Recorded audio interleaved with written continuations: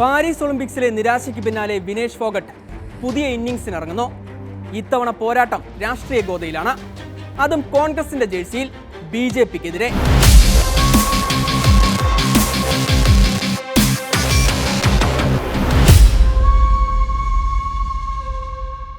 100 ഗ്രാമിന്റെ കണക്കിൽ ഫോഗട്ട് അയോഗ്യയായപ്പോൾ പാരീസിൽ പൊലിഞ്ഞത് കോടിക്കണക്കിന് ഇന്ത്യൻ സ്വപ്നങ്ങളായിരുന്നു.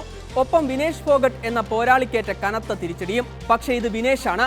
അവൾ പുതിയൊരു അധ്യായം തുറന്ന് തിരിച്ചെത്തി കോൺഗ്രസിലൂടെ രാഷ്ട്രീയത്തിലേക്ക്. പോരാട്ടകാലത്ത് ഒപ്പം നിന്ന പാർട്ടിയിലൂടെ പുതിയ ഇന്നിംഗ്സ്.